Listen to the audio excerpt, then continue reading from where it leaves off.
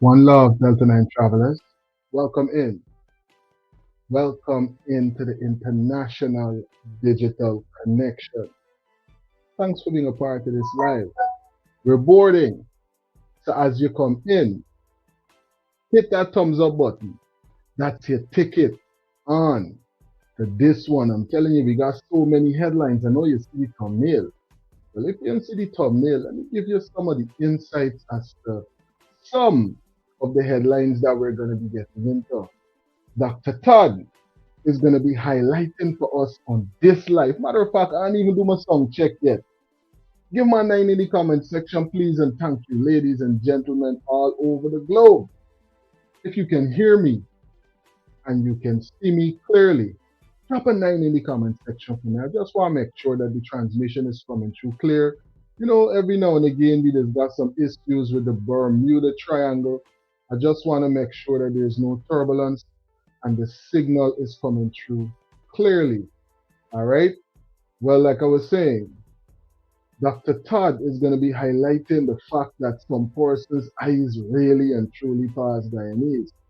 He's going to be giving us some insight from the perspective of a legal mind, giving us a real analysis as to what's really going on in our country as it relates to the way that everyday Guyanese are being treated. We're going to get that analysis coming from the Honorable Doctor himself, Dr. Todd, right? And you know, right here on Delta 9 Media, we're going to give you opposing political views, analyzing it from a neutral perspective. We're going to hear from the Attorney General as well. He's highlighting some of the updates that is going to be, you know, well, is it going to be coming to law enforcement, or is already a part of, but just was not implemented? I could stand corrected on that, but we're going to hear from the Attorney General. He's going to let you know there's no more of this and that, or else. Or else, if you continue to do these things that the Attorney General is going to be highlighting, certain procedures can be taken, right? So we're going to hear from the Attorney General on that. Plus, listen, it's been a while since we get a chance to hear from Honorable Mr. Jordan, right? And he's highlighting some facts about what's going on with the new bank that Guyana have, right? This new Guyana Development Bank. We're going to get some conversation coming from one of the most experienced, one of the most capable financial minds in our country right now. Big up yourself, Honorable Mr. Jordan, wherever you're there. Thanks for all the hard work that you put out throughout the years and all the work you continue to put out even now. Big up yourself. And we're going to hear those insights coming in from the former finance minister about what's going on with the new Guyana Development Bank. We're going to refresh ourselves with the insight coming in from the president as well, which is right because that's the opposite political view on that. Plus, remember yesterday we do a live, just yesterday, at the beginning of the live yesterday, we were talking about a sister from Cuba that was missing. Well, unfortunately, we got to say condolences to her family members and her loved ones, and rising power to our everlasting energy. Those details about that, the police, and the whole apparent lovers quarrel or spat or whatever went down, allegedly, we're going to be getting into those details right here on this live. Big up to all the persons who are here with us. If you haven't already, take a couple of seconds, buddy. It don't cost you nothing to hit that thumbs up button and to make sure that you share the live if you can with those that would love to stay updated with all of these headlines and even more. So I want Adel Nanlal know that we are prepared to fight them. CJID is prepared to fight the government of Guyana, to fight Anil Nanlal. to crush him like how you crush cockroaches in this endeavor to identify people who criticize them on social media. Forget about the smoke screen about protecting children. This is not about protecting children. If they want to protect children, let us pass a law in Guyana protecting children from pedophiles in the PPP.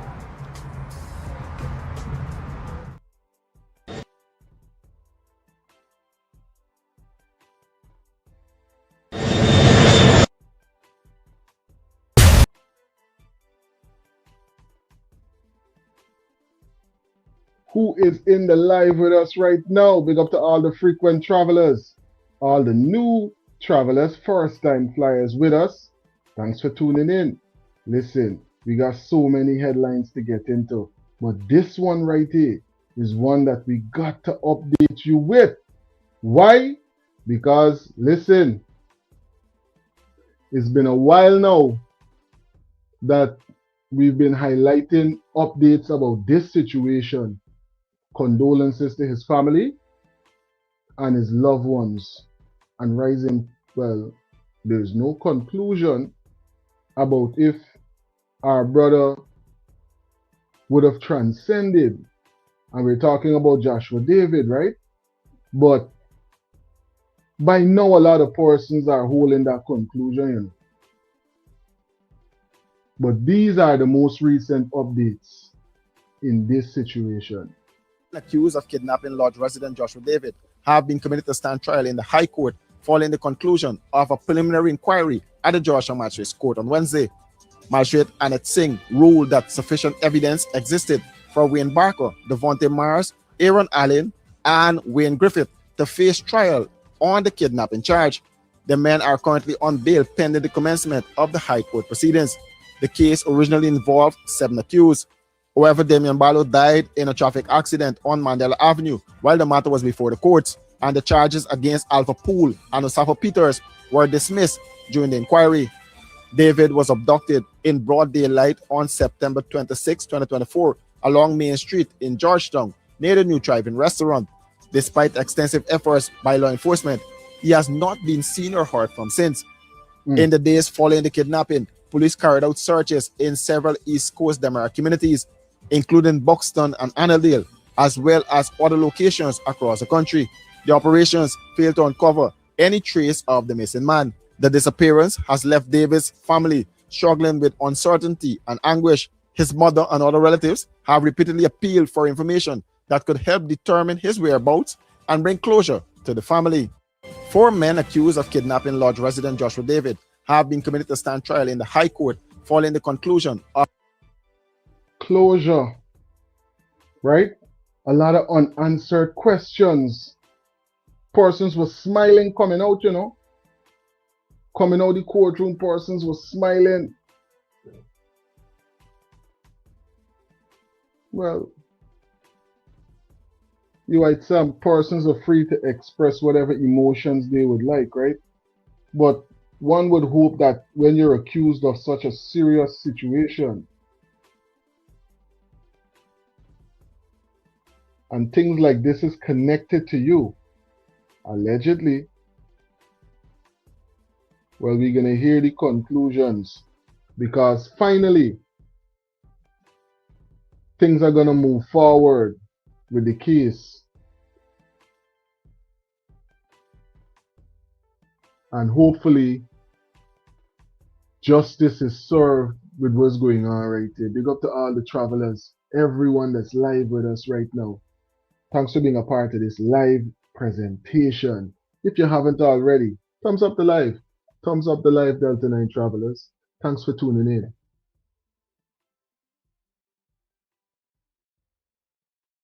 Now, yesterday, we started the live with a brother putting out an announcement asking for assistance for persons to help locate the whereabouts or whatever would have happened with this sister. Well, guess what? These are the developments. Mother in Guyana just ended in a grim, frantic 6-day search for a missing 26-year-old mother in Guyana just ended in a grim confession from a local police officer shattering the expat community. First, let's look at the discovery. Gomez vanished June 18, 2026, heading to work as a cleaner. 6 days later, police constable Randy Thomas, a man she was intimately involved with, confessed. He led detectives right to her decomposed body, dumped in the Enmore backlands. It really begs a chilling question as to what happens when the badge meant to protect you becomes the very thing you need protection from. That terrifying abuse of power ties into our next point. Second, we've got a look at this chilling premeditation. Thomas claims she assaulted him during an argument, but his actions tell a completely different story. He used an unlicensed firearm, literally pressing a teddy bear against her head before shooting. He even tied her up with rope he bought earlier that same day, and then threw away the evidence and sanitized his car. Buying rope beforehand isn't some suspicious crime of passion, it's setting a stage for a total nightmare. Third, consider her heartbreaking motives for migrating. The desperate Cuban community has been pleading for answers. Gomez migrated to build a better future for her 1-year-old daughter and her ailing mother back in Cuba. It's such a cruel irony. A woman seeking a century of opportunity walking right into a fatal trap, leaving immigrants wondering how they'll ever feel safe again. Ultimately, a search for a better life ended in a calculated betrayal, leaving a family shattered and a community demanding justice.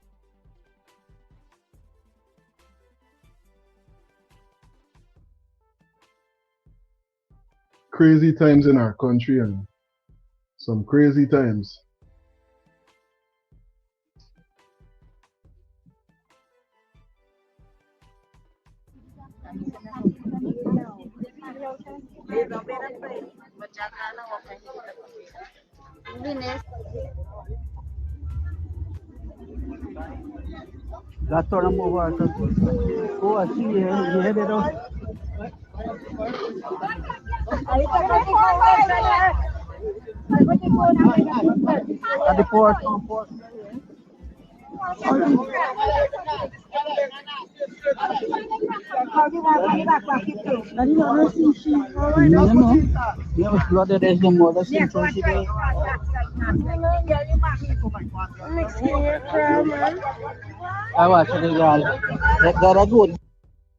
Well, I'm telling you, some crazy times in the country, as if the developments with the sister from Cuba wasn't enough for the headlines.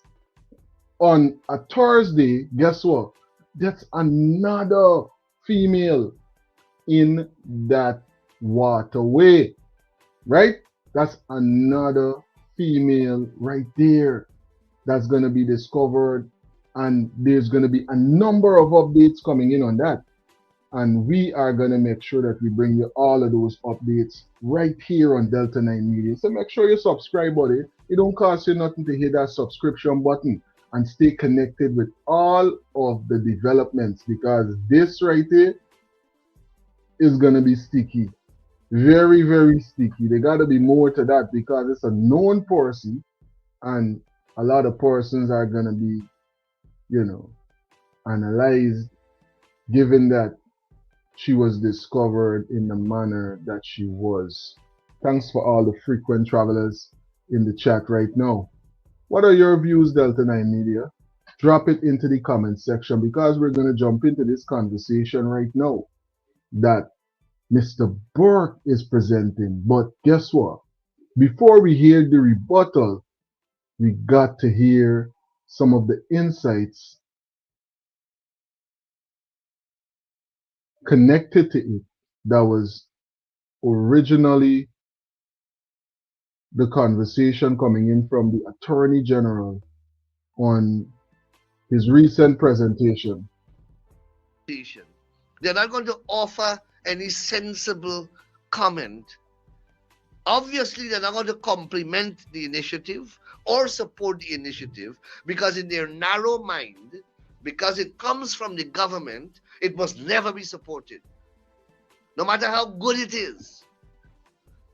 So they believe in their picayune brains that they must oppose.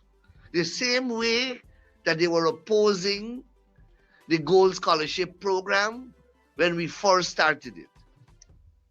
The same way they were going around telling their supporters, don't register on the Gold Scholarship Program.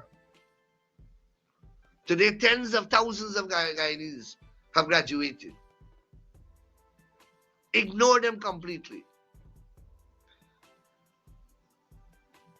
That is the type of opposition that we have in Guyana. There is nothing wrong with an opposition seeing the benefits in a particular government program and support it. These guys don't have the intellectual depth. They don't have the presence of mind. They don't have the political security to do that. Once it comes from the government, it must be bad. It must be criticized. It must never be supported. And this, as I said, this initiative is devoid of any disadvantage. It is devoid of any disadvantage. Listen, in a world of duality, right? When a person telling you that you have no disadvantages, was it also signifying? Because remember, without up, there's no down. Without an in, there's no out. So without disadvantages,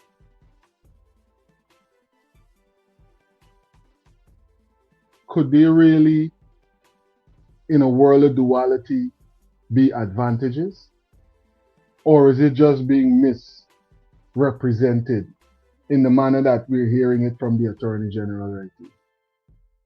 Because what he's referencing is some new parameters as it relates to the restrictions on the internet in Guyana.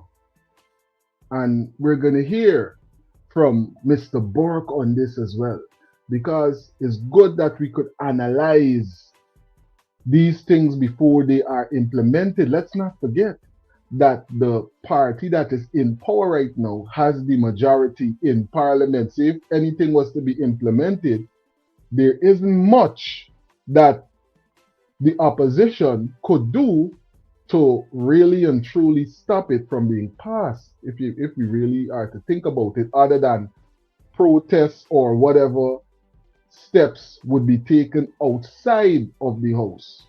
So let's hear some more from the Attorney General. Because our children will continue to have access, but it will now be managed. I don't want to say controlled. It will be managed. They will continue to have access to educational programs, but they will not have access to pornography. And what they have access to will depend upon their age. The entire world is moving in this direction.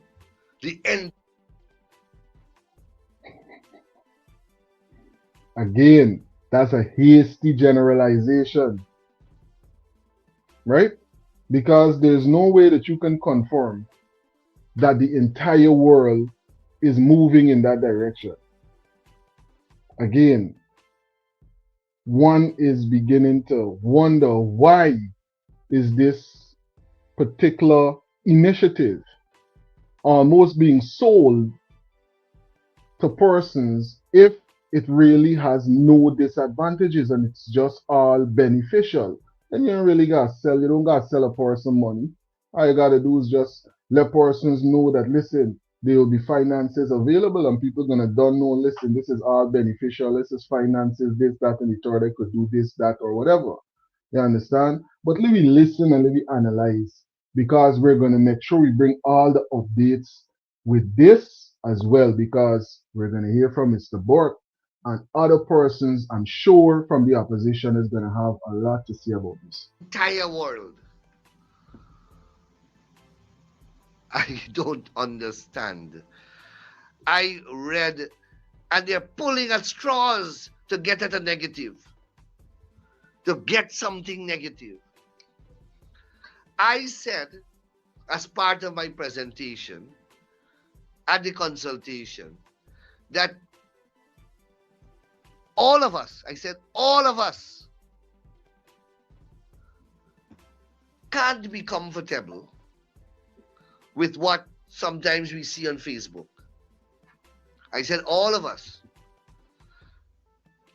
You know, the reporter writes, the government is uncomfortable with what happens on Facebook. I never said the government. I said all of us. You tell me if you are pleased with every single thing that you have seen on Facebook over the past 24 hours. You tell me if you don't find certain things offensive. But if I say that, it becomes the government. That is what that's what you got to deal with here. Now, Facebook is a global platform. You can't stop Facebook. Nobody trying to stop Facebook. Every country is trying to regulate what goes on in cyberspace. And we are moving in that direction. We are moving in that direction. The United Nations has produced a model legislation. The United Nations, 177 countries have already signed on. So this is not something that is not going to happen. It is happening. How are you going to regulate this global platform if you don't have a relationship with the global platform?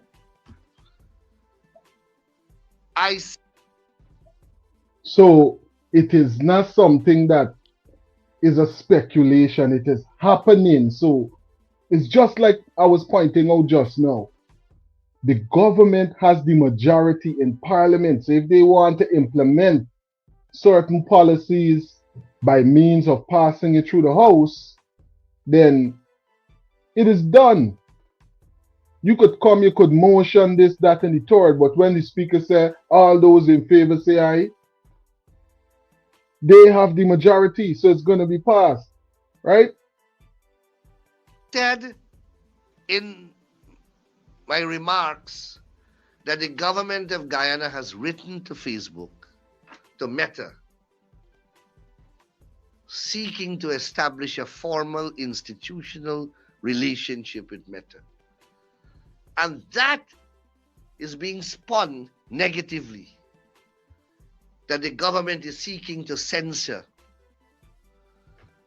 The government, when we launched the Gold Scholarship Program, we were seeking to brainwash people, apparently.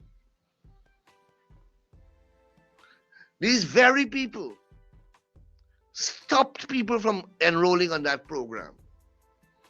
Here, the government is seeking to establish a formal relationship with a global service provider so that we can interact and engage.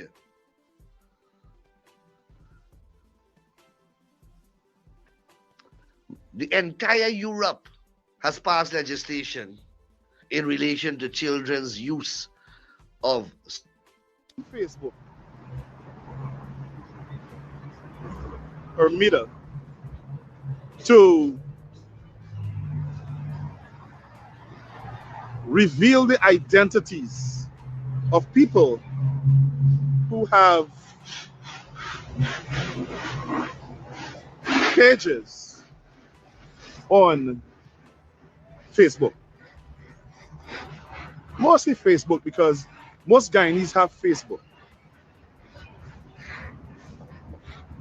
And simultaneous with that, the government of Guyana has embarked on a so-called consultative process to consult with people about whether or not children should have access to the internet. That's tomfoolery. That's a ruse. That's a ruse. They're not interested in children accessing Facebook. Most children in Guyana that are minors don't have access to the internet. That's what the research shows. Most children in Guyana who are minors don't have access to the internet. So there's more to this thing. You see why it's important to analyze it from a neutral perspective. You see why it's important to hear other political views on, as we would have heard from the Attorney General, things that are about to be implemented, right? It's important that we keep these kind of headlines on the front burner, you know, because these are the things that can have a lot of far-reaching implications. And as we can see, persons are trying to sneak it in by presenting it as something that has no disadvantages. But like I would have pointed out, in a world of duality, if you can get no disadvantage, how are you going to get advantage? So it's a smoke screen that the government now has Kwame McCoy calling for consultation with the so-called society to determine whether or not they must allow children to have access to social media. First of all, so what they want to do is implement a society like China or Russia, where one, they block you from accessing social media until you can reveal yourself, until you can have, good night, until you can have, they can have your identity. So they could go after you when you criticize the government. This is what this is all about.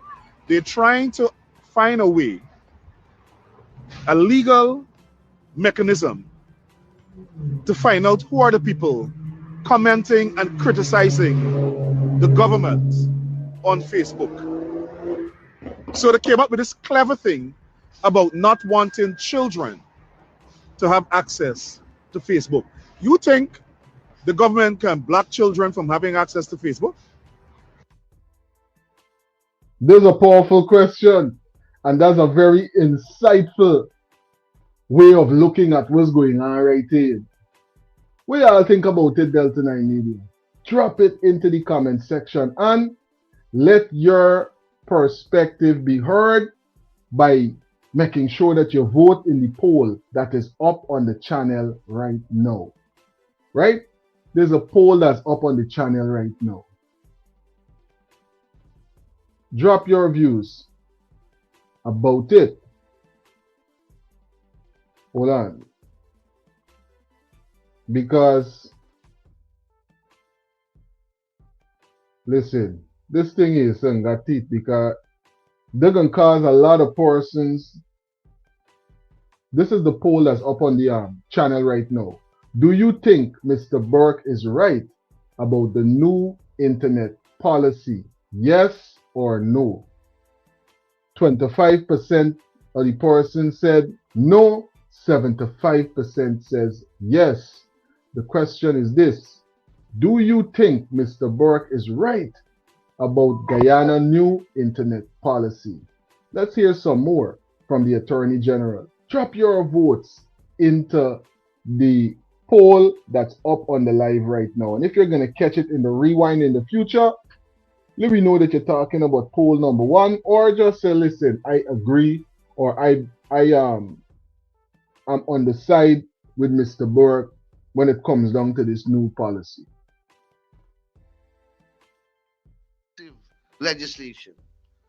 The CARICOM General Council was present at that engagement that we had, and she confirmed that the entire Caribbean community is having the consultation and the conversation that we were having in relation to bringing a regulatory framework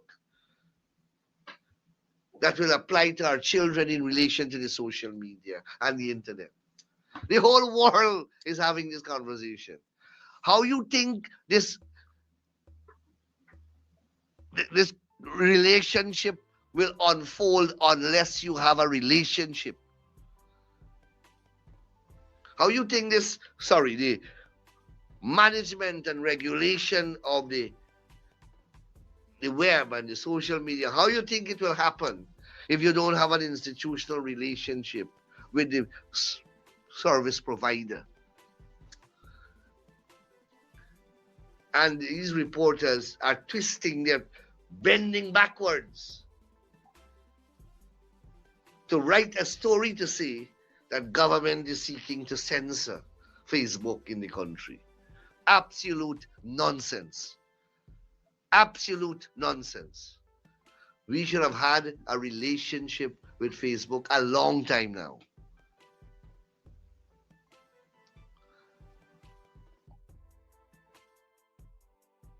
The hotline number is up on your screen, Delta 9 travelers. Call it in. Let's have some meaningful conversation about these and other headlines that we will be covering right here, live with Delta 9 Media.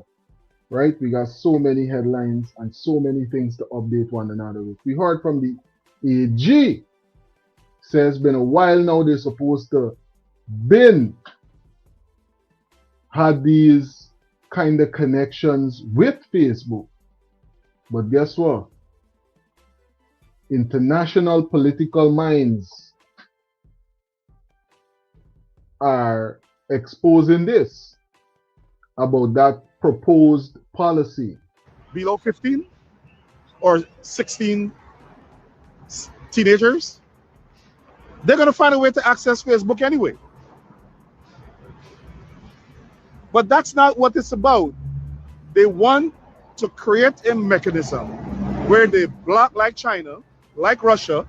This is where the PPP is taking our country. To China, they want to censor you.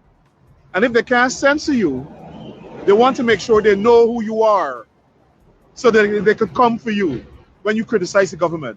This should scare every Guyanese. Right now, call up all your Guyanese family and friends.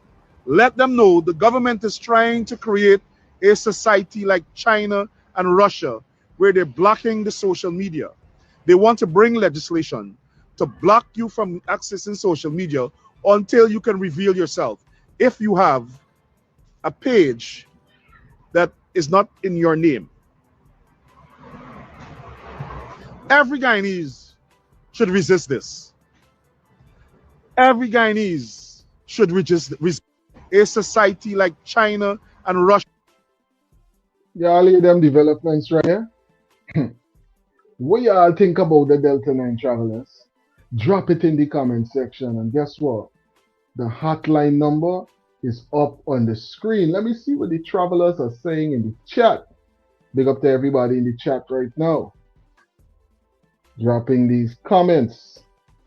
Audrey, thanks for tuning in and being a part of the live presentation. Audrey saying, good night, all God's people. Big up yourself, Audrey. Thanks for being a frequent traveler right here on Delta 9 Media. Marcia, dropping the 9s into the comment section. Thanks for tuning in. Paulette, saying thumbs up the live. Thanks for reminding them. One of our very insightful moderators, Paulette. Thanks for being a part of the live. Rugranat, big up yourself, King. Rugranat, what do you think about these new policy restrictions that, from what the Attorney General was just highlighting for us, are definitely on the way, right? What do you think about these new policies to be implemented on the internet restrictions? Burton, thanks for tuning in. Burton is saying greetings, Delta 9 and travelers. Big up yourself, Burton. Hysen, one of our loyal channel members, loyal supporter to the platform. Good evening to Delta 9 and listening audience. Bless up what is going on in Guyana right now. This is some real scary stuff. Yeah, because could you imagine what the reality is going to be? Because, look, for the slightest of things, persons could find themselves sometimes being victimized, right? Could you imagine being a part of those kind of restrictions that are being highlighted by Mr. Burke and the AG and the new policy and all of that and all the implications that that might have? Listen, we really got to make sure that this policy is scrutinized and you heard directly from persons with advanced political knowledge. They're saying we shouldn't even be partaking in what's going on with this policy because of where it would lead our society, right? Marcia is saying that man Anil, thinking we are stupid. We knew a lot of people will not get that 3 million. I'm telling you. Moses, thanks for tuning in. Good afternoon to you as well, bro. Thanks for being a part of the live. PA, insightful moderation in the building. PA saying good evening to the notable and patriotic host, Delta 9 Media, and all the astute travelers and patriots in the chat. Guyana and the Diaspora, hope all is well as we watch the PPP wahala in our country. I'm telling you.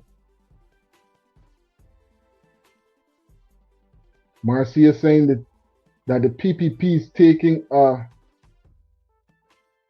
swimming pool and making it a fire pool for Guyanese, but is a fire pool.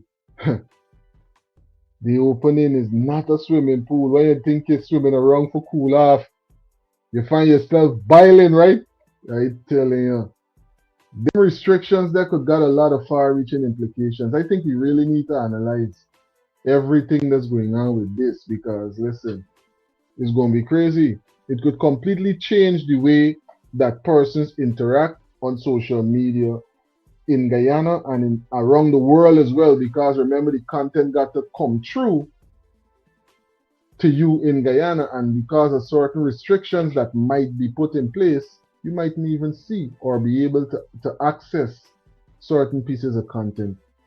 Mr. PA saying this, Mr. Burke is correct. The PPP are communists implementing the China model of control and dominance on the population. I'm telling you, that would be a real dark reality for persons. It definitely would be. Rasta Empress, thanks for being a part of the live. Insightful moderation coming in. Rasta Empress is saying good night Delta 9 Media, and to everyone in the live. Big up yourself, Empress. Thanks for tuning in.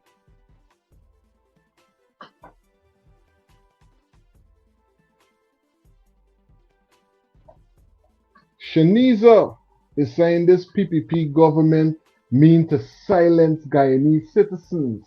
I believe they are taking advantage on us, the Africans. Ay, ay, ay. Crazy times, right? Crazy times when we analyze what's going on. Thanks for tuning in, Shaniza. Anthony is saying soon the PPP got to find a new planet to live.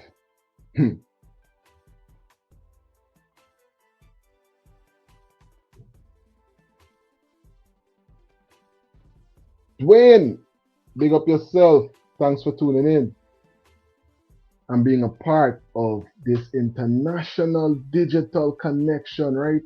So many persons in the live, so many insights in the comment section. Big up to everybody who's making this live a special presentation. Where they're blocking the social media. They want to bring legislation to block you from accessing social media until you can reveal yourself. If you have a page that is not in your name, every Guyanese should resist this. Every Guyanese should resist this. And then they're not even so smart, because simultaneously, while they're pretending that they want to protect children, you have the Attorney General, who's a criminal, writing Facebook. And listen to this. Not because somebody committed a crime, not because they're interested in finding people who commit crimes, raping children, scamming people out of their finances. No, he did an interview, or it was reported in Demerara Way, that the Attorney General said the government is writing Facebook to ask for identity of certain pages, the people behind certain pages, because certain content they're uncomfortable with. So the standard for seeking information legally from these companies is criminal conduct. No, the PPP government want control where you say you mustn't criticize them. So they are writing Facebook to ask for identities of people because their social media content makes them uncomfortable. Like me. Well, they ain't got to write nobody to ask for me. And then the lal I name Rickford Burke, and I am saying you're a criminal. Now, before I go further, Anil Nanlal himself, the PPP, they run pages smearing people live in Guyana. Anil Nanlal himself goes on social media and conducts himself in the most lawless, nasty, dirty, slanderous way. Conduct that is criminal, libelous. And they are upset when people respond, or when people expose their criminality, expose their racism, expose their corruption. The Guyana Police Force has a platform, and I've engaged with that platform as Attorney General. I have obtained court orders in relation to cases filed here and served it on that platform.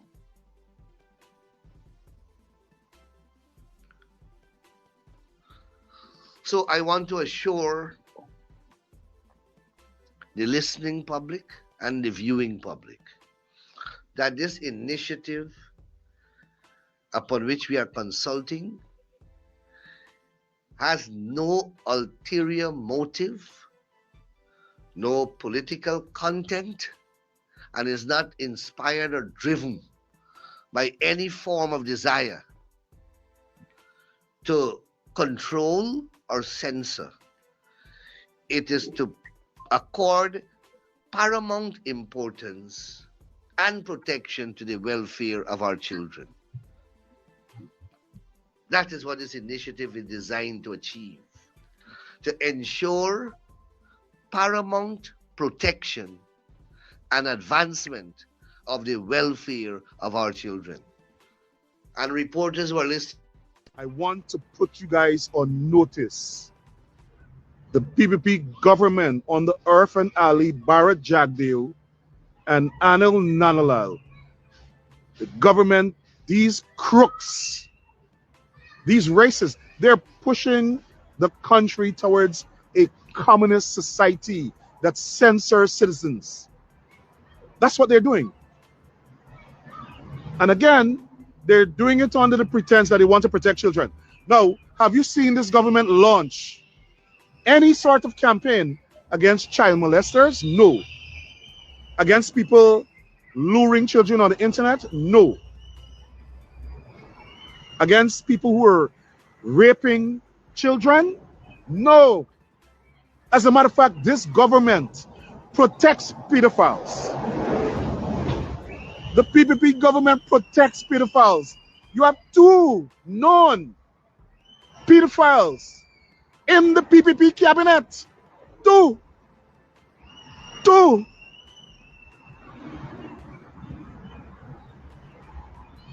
They're not doing that. They're not interested. As a matter of fact, a part of the culture of the people in the PPP leadership is pedophilia, wife beating, domestic violence, thieving the government money. Hello, Kwame McCoy. Hello, what the man named Pandit, whatever, who is the junior minister in the Ministry of Agriculture.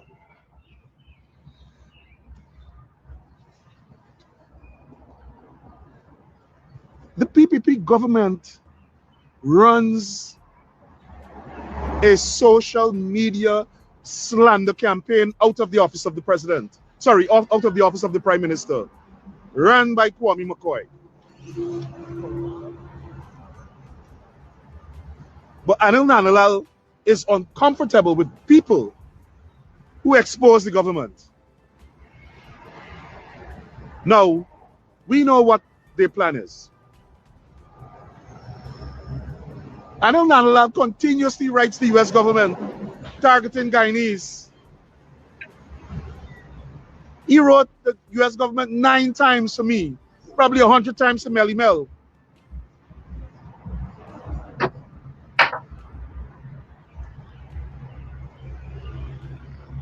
And I understand that he also wrote Facebook 9 times for me and others.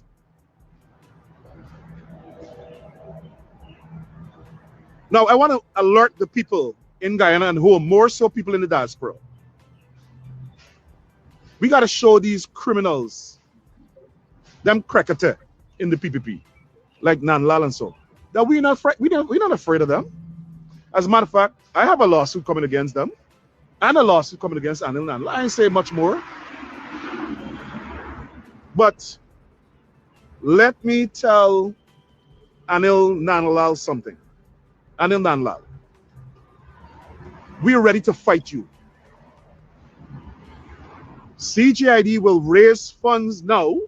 We'll start to have legal defense fundraisers so that we can hire an attorney to sue Facebook and sue the government of Guyana if Facebook provide any such information to the government for anybody who lives in the diaspora. We can have a legal showdown. As a matter of fact, we will initiate proceedings to have Facebook reveal the letters sent to them by the government of Guyana. We already engaged a law firm today to write Facebook, to ask Facebook to make those disclosures. Now, these people think because they get our gold money, oil money, that they could spend it anyhow. So I want Anil Nanlal know that we are prepared to fight them. CGID is prepared to fight the government of Guyana, to fight Anil Nanlal, to crush him like how you crush cockroaches in this endeavor to identify people who criticize them on social media. Forget about this smoke screen about protecting children. This is not about protecting children.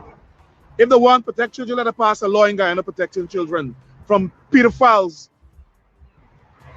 in the PPP.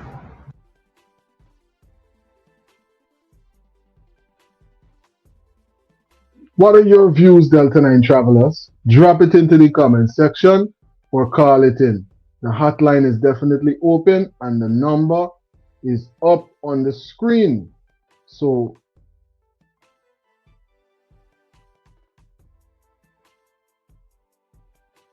share your views with us right here live as we have some meaningful conversation on these and other headlines that we would have highlighted on this live presentation.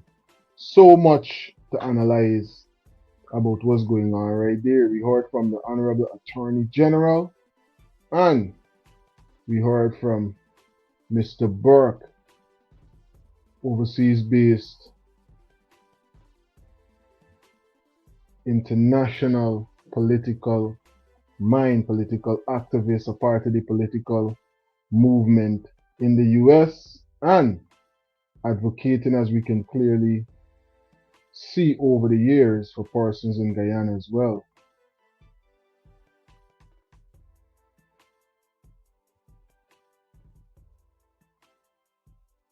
Now, the frequent travelers had a number of things to say about the developments with that new policy.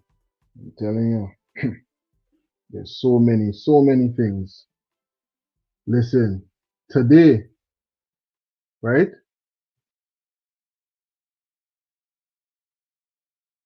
Even though we got a little back and forth going on with them,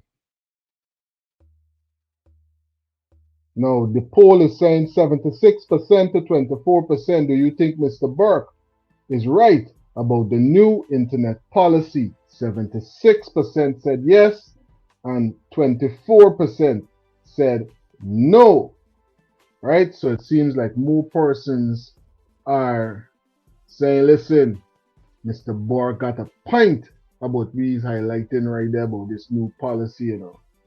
Big up to all the persons who partook in the voting system on the poll that we usually would have up on the live presentations. Big up yourself to all the travelers, all the frequent travelers, everybody that's going to catch this live in the rewind in the future.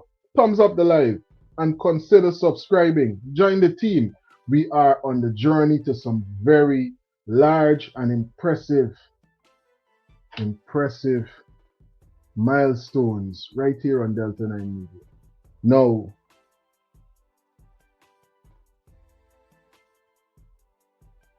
even though a lot of the persons that are a part of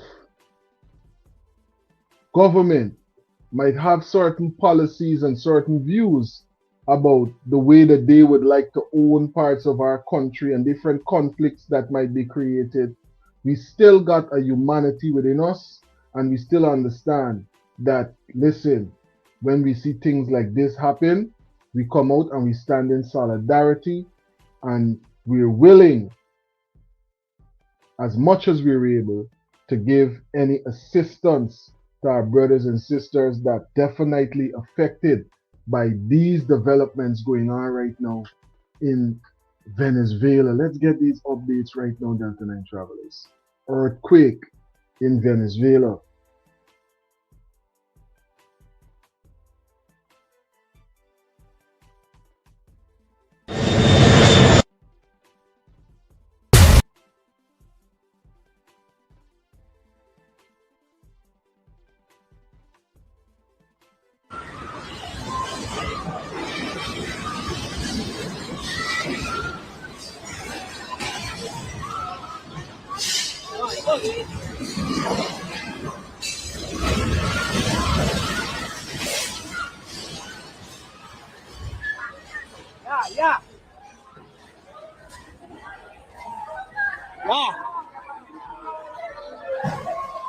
Ya, por afuera que tenemos.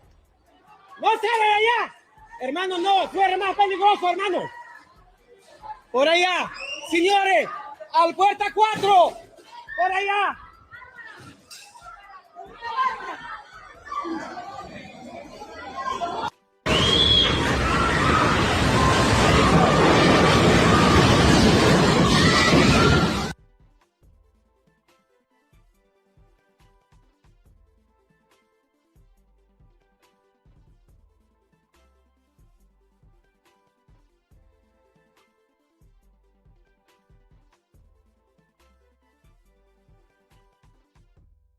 Let's go now to sector. We're already deploying search and rescue teams from Fairfax County, Virginia, and Los Angeles. There'll be some others we'll add. That's the most immediate need right now is search and rescue efforts. They have a much of collapsed buildings, and so they'll need a lot of help in terms of digging through that.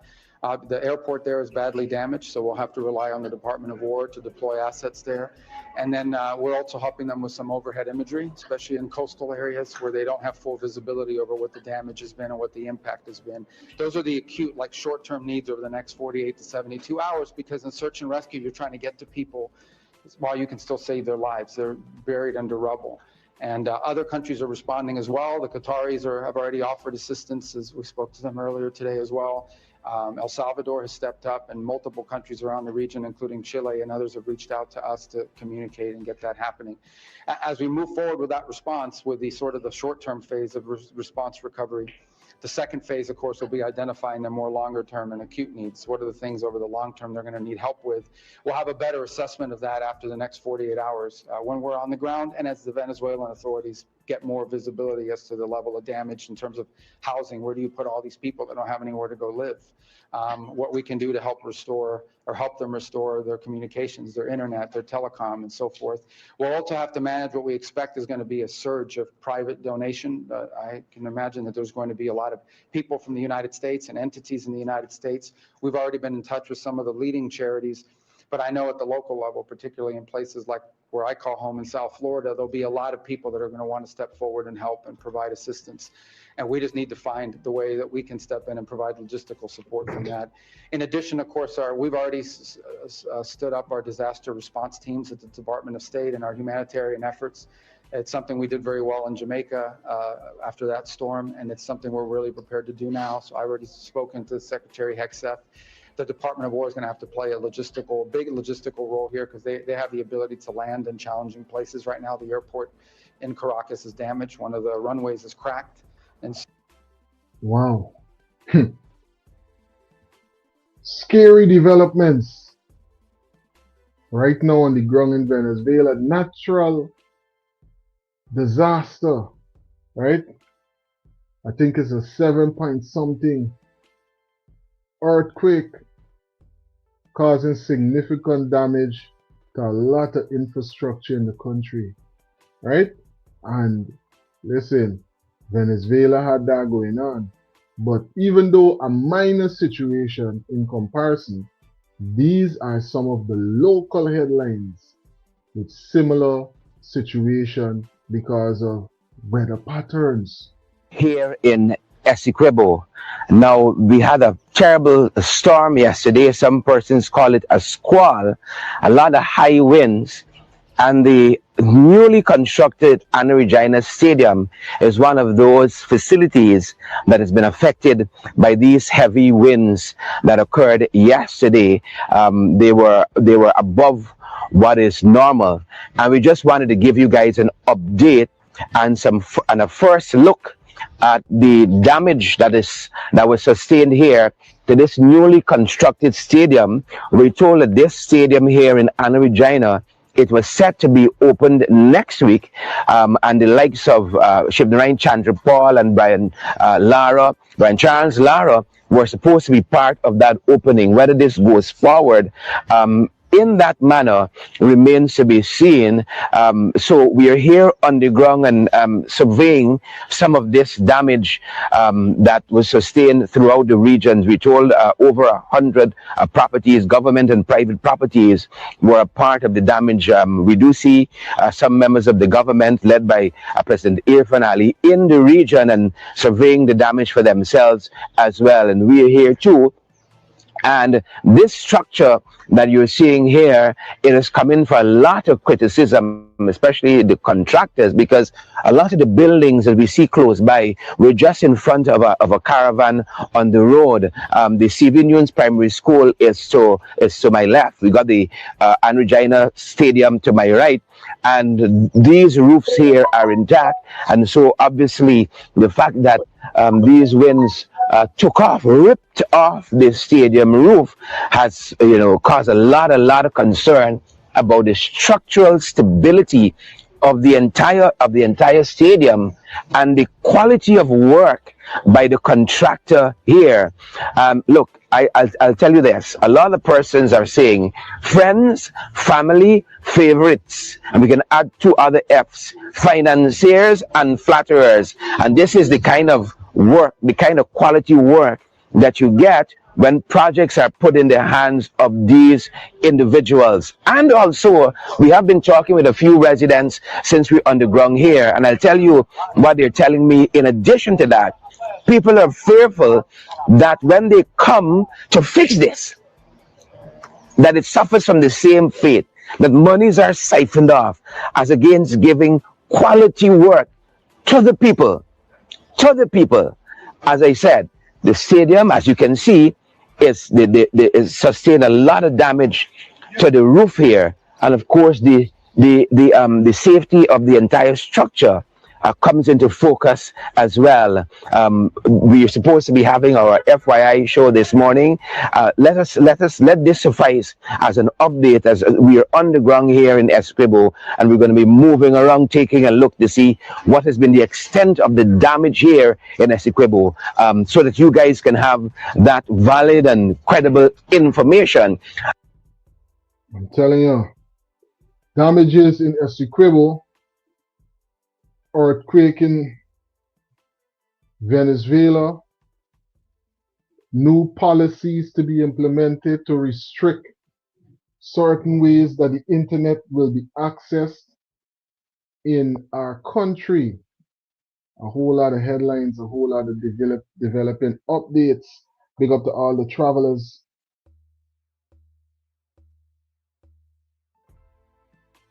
PA saying Venezuelans, quit threatening the Guyanese people about Essequibo. Maduro did. Now Caracas is hit by two devastating earthquakes. Acts of God. Guyana is God's country, divine protected. I'm telling you. Big up to all the travelers. Big up yourself, PA. Thanks for dropping insightful comments into the comment section. Hysen is saying, sorry for the people in Venezuela.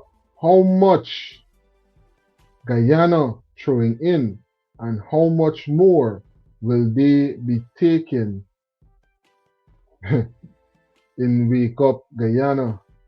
And how much will they be taken in Wake Up Guyana? I'm telling you, we really got to analyze it, you know. We really got to analyze what really taking place in front of us. It's a sad time though, a real sad time with all that's going on with them, because trust me, I see some of these videos and the way that devastation was coming down, buddy. You're seeing buildings crashing and all kind of things. Earthquake is a serious thing, you know. A serious, serious thing. And one thing that we could highlight and we should always be thankful for is that even though Guyana got a lot that's been going on in the headlines, these is now one of the headlines that frequent our country. Natural disasters of this magnitude. Always got to be thankful and grateful for that. Big up yourself, Hysen. Thanks for dropping those insights into the comment section.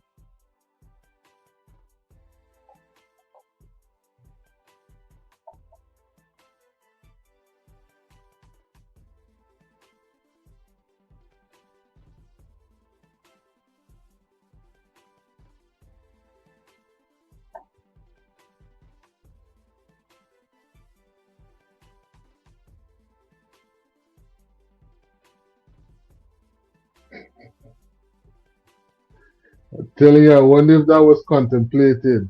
Rasta Empress is saying, okay, she's shouting out her sister in the live. Big up to all the persons that are in the live right now. Thanks for tuning in and for making this live presentation what it is. I'm telling you, you the viewers, you the persons that come through, drop comments, call in.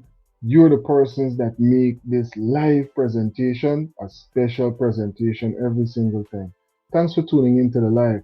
And if you haven't already, it costs you nothing, Delta 9 Travelers. Almost 300 persons live with us. Thumbs up the live. Hit that thumbs up button.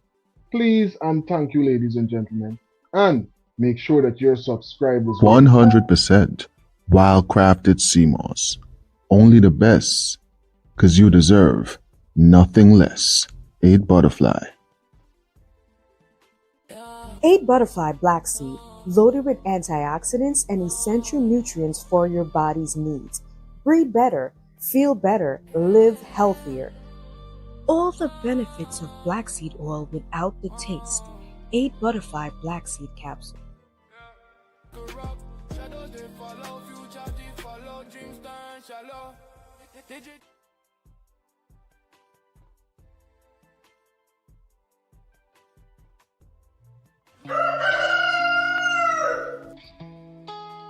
A natural way to stay ready, baby.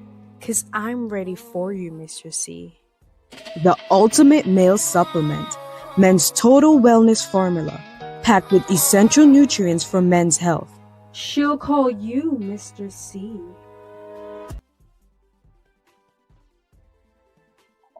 Eatbutterfly.com.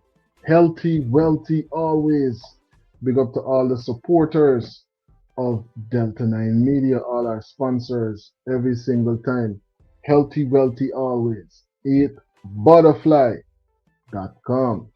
Now, Dr. Todd is going to highlight a situation for us because sometimes persons could really and truly take the eyes and pass here. Let me hear these points that the Honorable Dr. Todd is highlighting about such high pass that is there going down in we country, and sometimes persons just allow it to go unnoticed. I never thought the day will come when another national will tell us that we cannot stand on our own grounds. And Guyanese are taking that lightly. Guyanese are taking that lightly, that a foreign national must come and say to members of parliament, you cannot be here. Wait on your time to come here. You cannot be here. Hi. I have traveled to a few African countries, and I do love the continent. I have traveled to maybe all the CARICOM countries. I have traveled to the north. And you can begin to go and tell one of the born nationals there, you can't be there. Guyanese, wake up, man. Wake up. The mere resistance of allowing the nationals, people who belong there, to be able to observe and scrutinize what is happening of your money should be an outrage. The public should be an outrage. This is what we need to be seeing pelting all over social media. These are the conversations that we must be having in the minibuses. These are the conversations that we must be having in the cars. The fear of Guyanese becoming second-class citizens in your own land. Have you not awakened? Have you not awakened to the issues of how many people who have their little businesses, their little sweetie shops, their little stands in the community are struggling? Walk tomorrow and just have a normal conversation. This has nothing to do with politics. Just have a normal conversation with the people who are running their businesses. And they will tell you that the Chinese supermarkets all across those communities have totally crippled their ability to do successful business. What are we doing? What have we done as a society, as a country, to stand up and say to this wicked, senseless, incompetent government that you're not leading this government properly? Many of you recognize that there are limitations in relation to the parliament. Dr. Todd is highlighting some points that if you can't realize unity or else is more of the same, buddy. More of the same. More of the same situations that we would highlight here on a number of occasions. It's been a while now that persons have been calling for unity in the opposition. Let's hear some more from Honorable Dr. Todd. There's only so much that parliamentarians on the opposition side can say and do. There's only so much. Real thing. There is nothing. And I want to bring this, if I am never clear, I want to be the clearest tonight. There is absolutely no contribution that will be accepted in the National Assembly by the opposition. Wow. We don't have the numbers, and all that you will see happening in Parliament, it is going to be just the motion. You're just going through the motion. Similar points that we would have made earlier, right? You see what Dr. Todd is highlighting? Because the government got the majority, it's just going through the motion, all those in favor, all those, opposing. And the opposing is a much smaller number. So we already know what the proceeding is going to present, right? Big up to all the travelers right now. Let's hear some more from the doctor.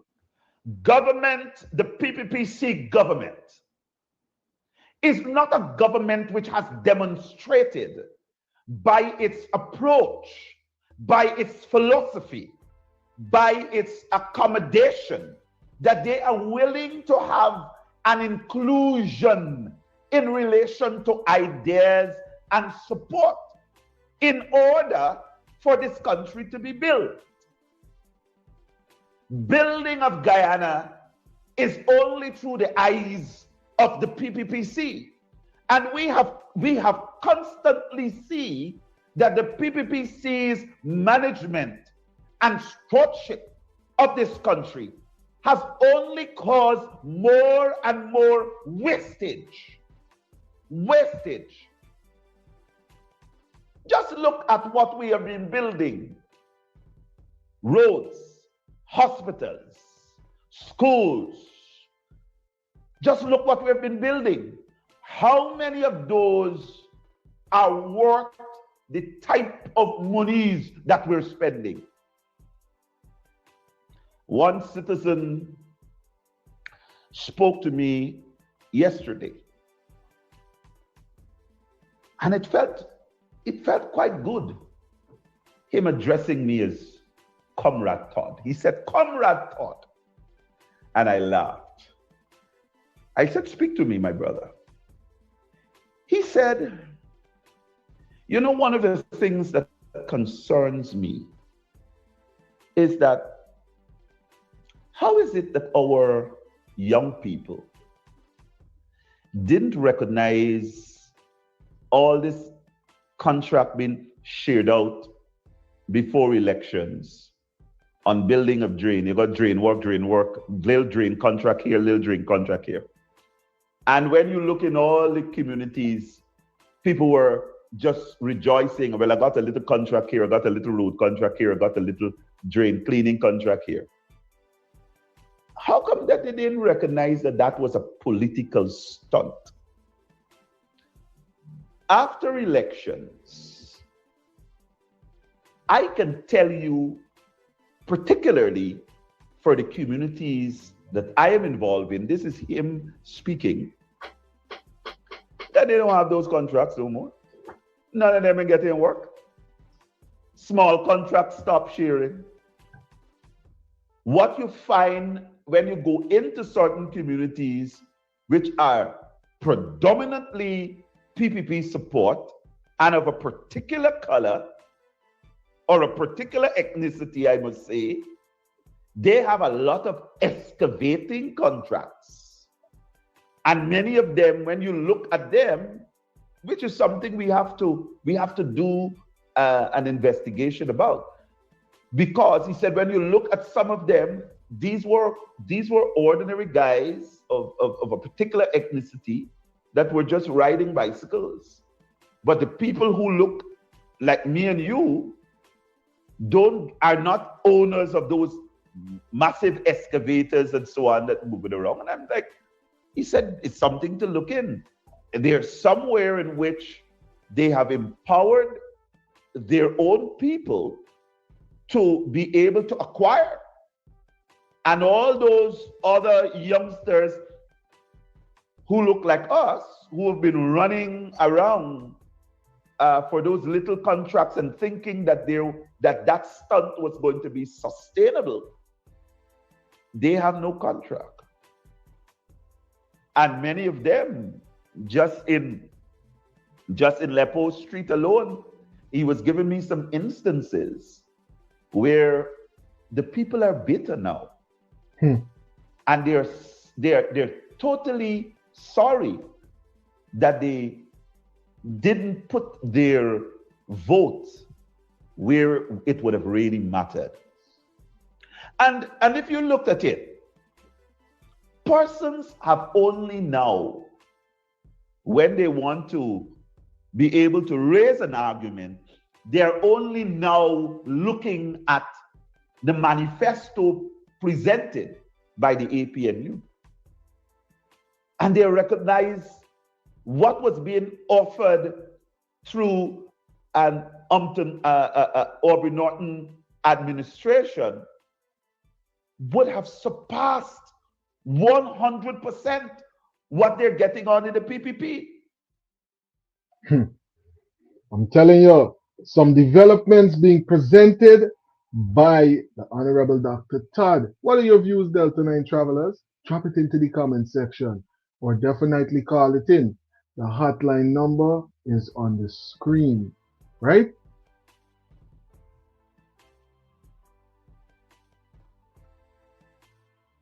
Now we're going to hear from the Honorable Minister, Minister Priya Manichan, giving us some insights about these new benefits headed to a community near you. I'm very happy to announce the budget measures that were announced in the 2026 budget that would see the increase in stipends for various workers in our local government bodies getting more in their wallets and their pockets is about to come through. We had said that we would move the Neighborhood Democratic Council stipends from the chair getting 10,000 to 50,000, vice chair moving from 5,000 to 40,000, and councillors moving from 3,000 to 30,000. And we're about to do that. We had also said that we're going to be moving the regional councillors at the Regional Democratic Council from 30,000 to 50,000. These were announced, you heard about it, and we took a while to get some paperwork done. We had to get some paperwork from the Ministry of Finance. That took some time. We finally gotten that, and we're about to give you this significant raises in stipends. How is this impacting you? To all the our 70 chairs, vice chairs, and our more than 1,000 councillors, you're going to get $50,000 if you're a chair of an NDC, $40,000 if you're a vice chair of an NDC, and $30,000 if you're a councillor of an NDC. And for the regional councillors, you're going to get moved from $30,000 to $50,000. How does this benefit our neighborhoods? With more, our councillors, chairpersons, vice chairpersons will have more to give you, I hope. And so when much is given, much is expected.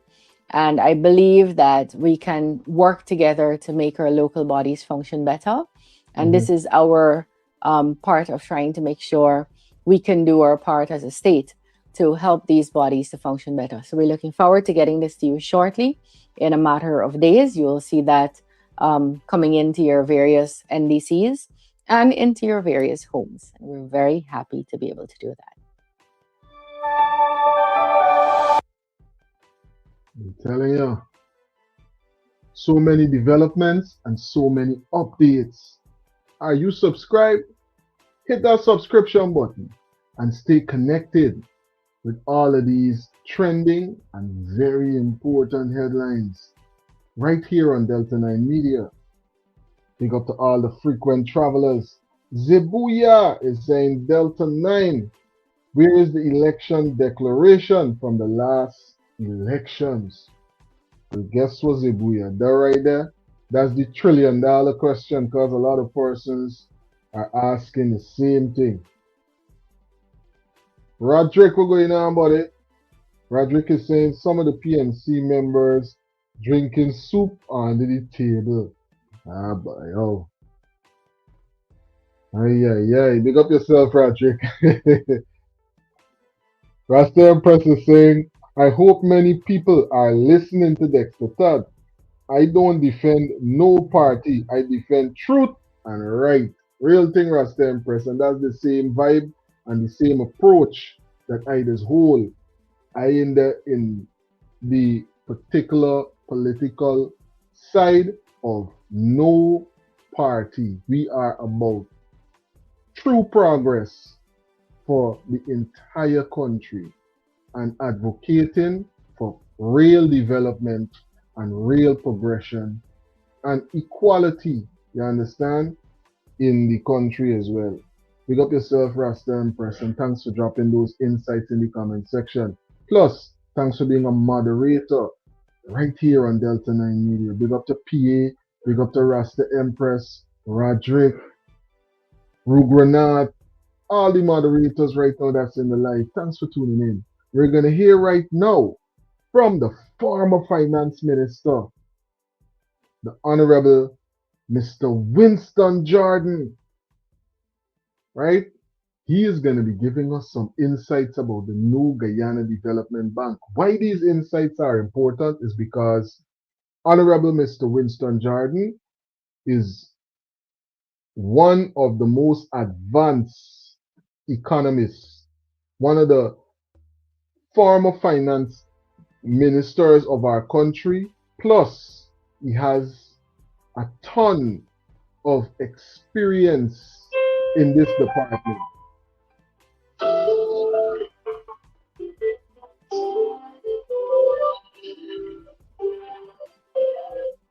Greetings, you're on to Delta 9 Media Live. Greetings, Delta. Listening to your program there this evening. There's so much happening, man. Yeah, we're going on your side. Thanks for calling in. Yes. It looks like some of your callers are scared already. They don't. I'm not hearing anybody call you scared about this whole thing. I don't know what what they're trying to do there in Guyana with this Facebook stuff and stuff like that. But again, these guys have the majority, so they can. I don't know how that's all gonna go down. I saw that stuff there yesterday. That in Essequibo, where that stadium and stuff got blown up. Yeah. I mean, Irfan Ali and his crew just ran in there. I guess they tried to get ahead of Mohammed to get into the place, right? So, I think what he did there, it's all photo op. He's trying to, look, Kwakwani was underwater for close to 2 weeks. Did anybody go to Kwakwani? I mean, right? And we are seeing one Guyana. I mean, isn't Kwakwani a part of Guyana also? So this guy ran there yesterday, and now you have all these clips now that's coming out. People are saying, thanks, President, for coming. And you should see all the clips they have generated from that visit, right? Yeah. So it's all PR stuff, right? So I don't know, man. And also, I feel so sorry, for Venezuela, with what's happening there. Now, you got to watch what's going to happen next. They may allow more Venezuelans to come into Guyana because of this tragedy, which is humanity. But Guyana needs a lot of laborers right now. There's so much stuff, so much work going on in Guyana, and they need people. So they're going to use this as an excuse and say, okay, we are bringing in people, as refugees, or we're helping. But they're going to use those people to help to do stuff in Guyana, which is okay. But a lot of these people are coming in right now. All these foreigners, they don't pay into NIS. They don't pay, it's called PAY and all of those things. So that's revenue also that even the country is going to lose. Yeah. Right? You know, so it's not, I don't know how this is all going to go down, but Guyana needs, I see there's so much stuff going, and they need a lot of people to work, and they're going to, I tell you this, they're going to use this as a way to bring in a lot of Venezuelans. Well, let's hope that there's a policy in place while all of this immigration is going on to make sure that we don't bring in the wrong set, because we got to understand, and we understand, I think most persons that watch the show got to understand that, listen, we need a lot of persons to join the labor force because of the small population in the country. So immigration is always going to play a factor.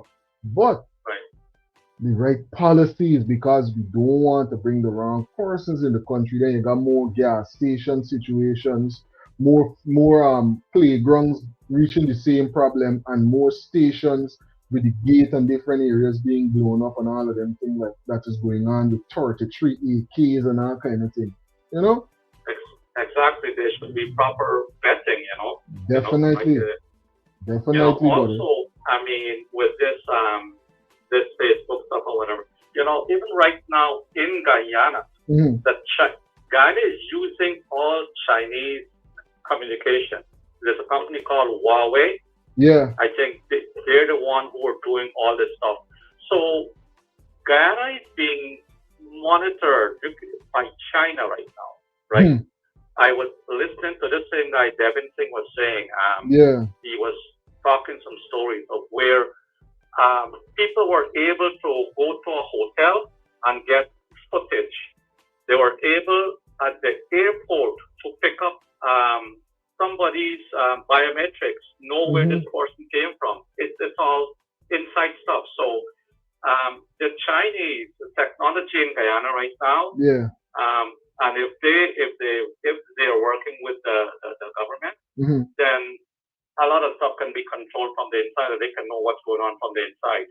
So you're saying that internet policy that is being announced might got a lot of implications. Exactly. Yeah. And also I see what's his name from Jamaica is in Guyana right now. Andrew Holmes, right? Okay. He's visiting right now. He's in Guyana.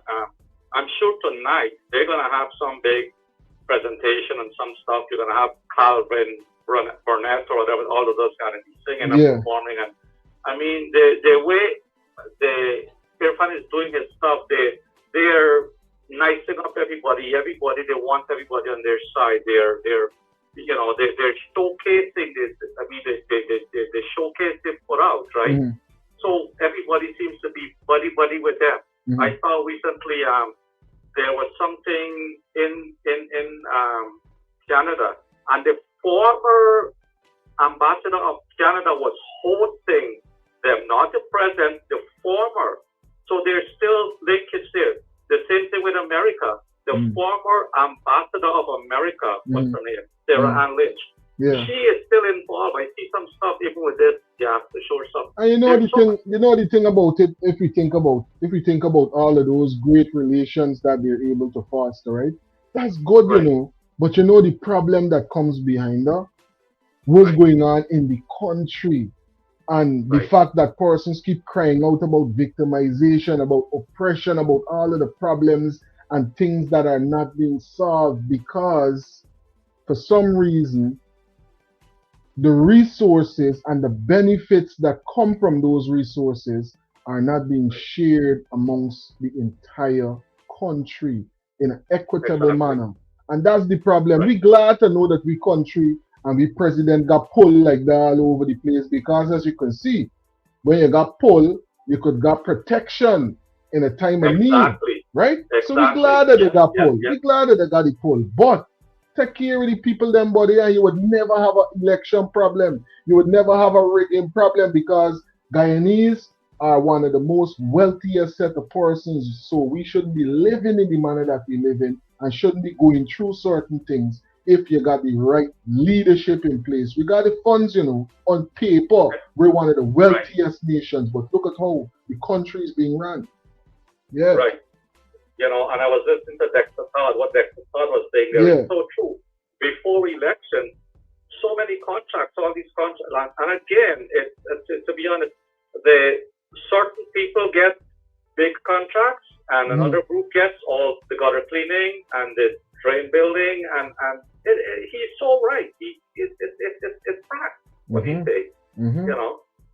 But again, I'm saying these guys, they're running a campaign, and they know, like, you know, the protection they're getting, and all these, you know, they're being shielded by the U.S., they're by Canada, by England, because all of these big countries, they know they're gonna get a piece of the action of what's going on in that right? You know, and I mean, I feel sorry for that Cuban woman. I mean, imagine you come to make a living and you end up dead, right? You know, that's so bad.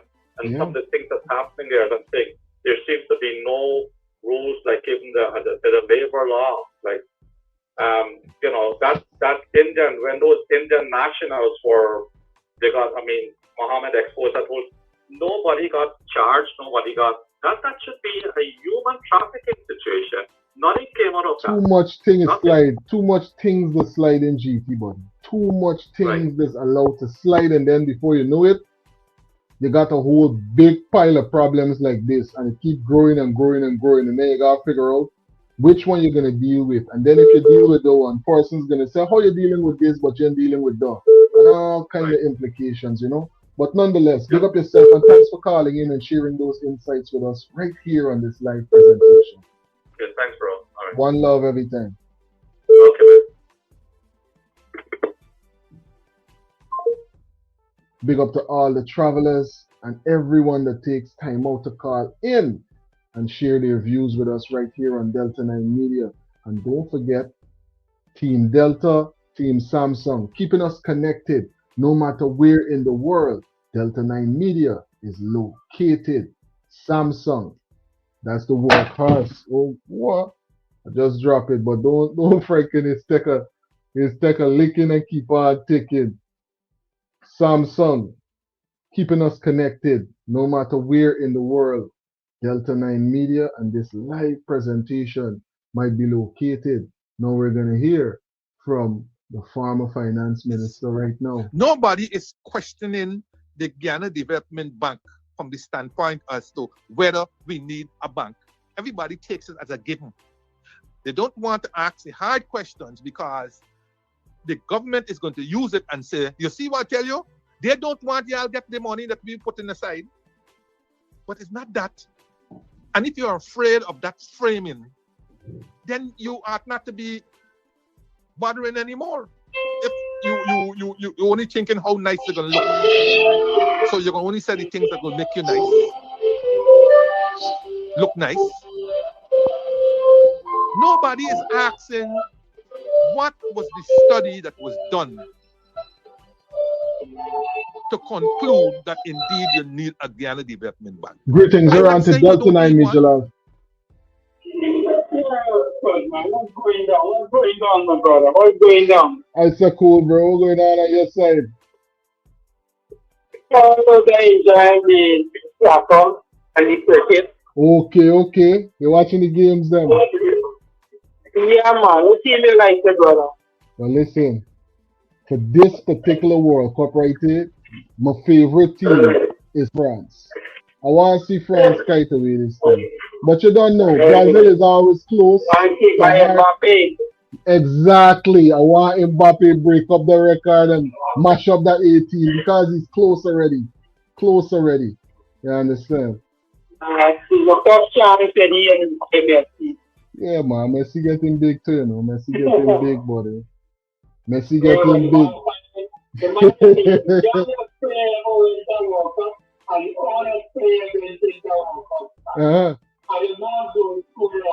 Good. Well, I'm glad to see performing at that caliber, but Mbappe, young and very close to the amount of goals. So we know eventually time can tell the tale in there, you know what I mean? Yeah, time can tell the tale with Mbappe. Blessing up the audience, blessing up the family member. You see, when the government empower me, brother, everything they put forward, you must go with it. You must tell them no, they can't have no. No, you can't put up no opposition, my brother. They need you to run with it. But when federal government is power, yeah, and they put up wherever they want to put up, you can't run with it because them is the money. So you see what's going on? On one side of the fair. They care nothing. Mm-hmm. You understand? They care nothing about it. Everything is on their foot. And it's coming back.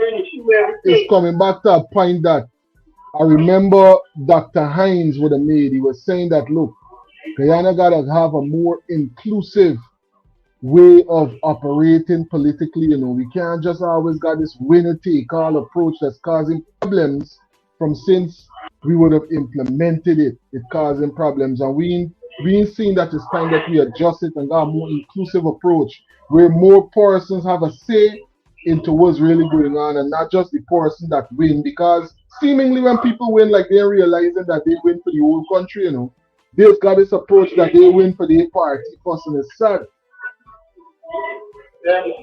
Yeah. I hope the government pay the solidarity to Venezuela and Guyana. Help them in any way they could, man. You know what I mean? Yeah, but it's natural. Yeah, it's a natural disaster. No, look at Trinidad. Trinidad is like them. Them is like Trinidad. But look, Trinidad put me in their building. You understand? They don't tell you the thing already. Yeah. This is a national disaster. This is not an isolated thing, you understand? Yeah. And then told the regular person on the ground, ain't really got much to do with the power and the persons in power that is setting up these policies and want to take over Essequibo and all them things, you know. Yeah, so understanding that that's the case is always right to help persons when you see them think they're reaching them, because you never know. Remember, we don't get it in Guyana, but what don't happen in a year is happening in a day, right? Yeah, man. But look, brother. How Priya come saying now they have to do paperwork and all that. Tell me the government body, if they want to release something today, when they have to finalize it and now it's coming up board.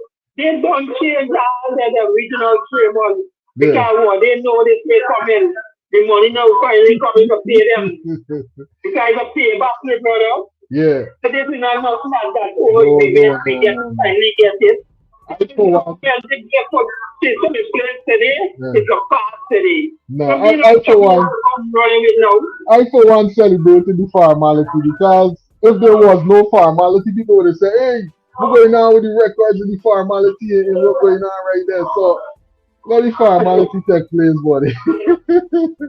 Yeah, let the formality take place. One love every time. Thanks for calling in. Yeah, big up to all the persons that call in and drop insights on the live, making this live presentation a special presentation. Let me hear some more from the Honorable former Finance Minister. Indeed, all of the proliferation of all of these initiatives without any legal framework, without any transparent actions, without any accountability framework, because there's no way in the Auditor General's report that you can pick up and see a report on the spending of these specialized programs answering the kinds of questions that I've just asked.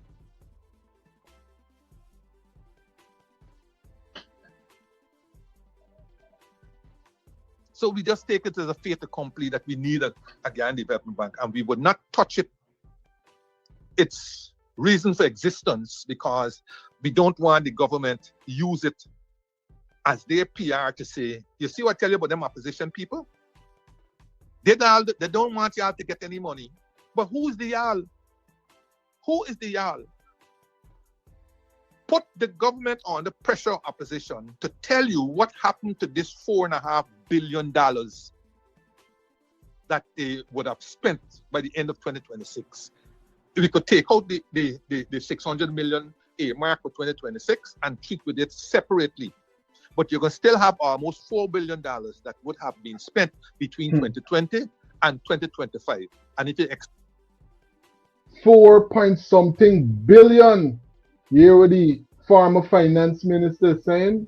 The Matsin. Ask them what's going on with these numbers right here. Ask them to account about what's going on with all of them funds that they already would have had access to implement for small and micro businesses. What's going on with these original funds, even though we're jumping into a new banking system? If we can't account for this, how are we going to deal with this new system that is about to be implemented? Big up yourself, Mr. Jordan, and thanks for dropping these insights. Hear some more, you know, when you see you getting these insights coming from persons that was in these positions of power, it's good to listen and analyze so we could learn and get some real understanding as to what really taking place. 4 point something already. We got to make sure we account for. Big up yourself, Rasta Empress. Rasta Empress is saying, Delta, you're on my side, bro. France is my team. Yeah. Mbappe and France for this World Cup. There's the team I'm going with for this World Cup. Big up yourself to all the France supporters. Brazil, yeah, you got a little sting right now, but guess what? Mbappe and France, we're saying for this one. And we're going to make sure that we definitely bring them updates when we hear about the developments with who's going to win. They're now going into the knockout, right? Going into the knockout coming this week and the games coming up. PA saying the PPP administration will be confronted by the Trump administration on their embracing of the communist Chinese and the growing number of their citizens entering and working in Guyana. I hope that confrontation don't lead to other problems for we because of what's going on. But we could clearly see that that's eventually going to be something if things are not dealt with differently.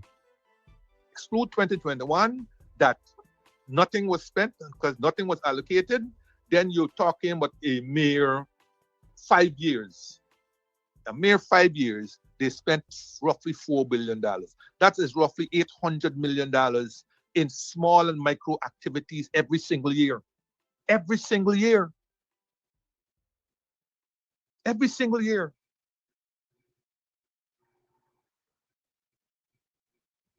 And if they allocated roughly $1 million to everybody, you're talking about nearly 4,000 people. 4,000 small businesses that should be around the place.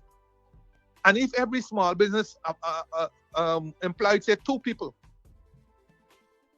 that's 8,000. Where are these businesses? Where are these people? Because as surely as night turns today, if you can't give a proper accounting, reporting, transparency, integrity of this money, then all you're doing is rolling that now into the Guyana Development Bank. Wow. All you're doing is rolling that now into the Guyana Development. And that hence I asked the question last week, whether these funds will disappear and rolled into the allocation that you have for the Guyana Development Bank. In other words, then, you are targeting $40 billion capital for the Guyana Development Bank. Yeah. Once that is in place, would these programs disappear? If they're not going to disappear, how are you going to account for the fact that you have a Guyana Development Bank and you get that too while you're having these parallel activities in the same sector, in the same areas that are proceeding? Very interesting. But those are the questions you got to ask. The ones that are being asked are indeed appropriate, but we have to dig from underneath and come up, because all we are doing right now is asking the questions from the top, because we assume it's a given. As my friend told me yesterday, the law is going to pass anyhow. But that I'm telling you, the law is going to pass anyhow. So I don't know how many persons remember some of the views and some of the insights that were originally expressed by the president about the new Guyana Development Bank. So let's refresh ourselves with some of what His Excellency was highlighting. To help small and medium-sized Guyanese, individuals, families, businesses. And what do we want to do? We believe that the best way of creating lasting prosperity is by empowering people, giving them the opportunity to own things more and more. That is why we invest in housing. That is why we invest in infrastructure, so it can increase the value of your asset. Here again, we're now moving to the Guyana Development Bank, where we're giving Guyanese an opportunity to own their own businesses, to develop their own ideas, to invest in their own ideas, all in empowerment, all in building prosperity, all in creating wealth, and all in distributing an equitable, creating an equitable distribution of wealth, where every Guyanese can be part of this growing story. The initial investment is over $200 million US. That is 40 billion Guyana dollars. That will be placed in this development bank. Remember, it is collateral free, very easy. It's easier maybe than opening a bank account. But this is more than lending. This is about nurturing. This is about developing. This is about coaching, helping you in financial management, helping you to develop your ideas, helping you to build that business, that small business, and empowering you to grow even further. So part of the development bank story will be to create clusters, to create clusters of persons coming together, to invest in bigger ideas, shared vision, creating larger businesses. And all over the world, there are these models of development bank. they got 36 seats, the law will pass. But it is which law is going to pass? The one that they've put out there? Or the one because of your actions, your activism, and so on, force changes? Force changes of the like, that we will end up getting an institution that meets all of the tests outlined internationally.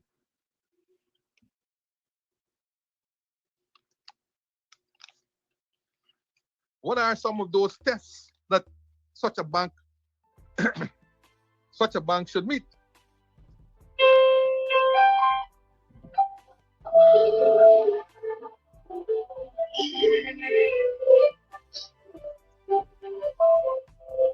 A development. Greetings here on to Delta I need your line. Brother, let me start a little name. Yeah. These people doing this commercial, there's no color people for this money. This bank with this money. No color people. Me see the address for the bank. You're talking about the new Guyana Development Bank? Yes, man. The ad. I see most of them is got 4 commercial I see my brother. Okay. And most of them is Afro-Guyanese.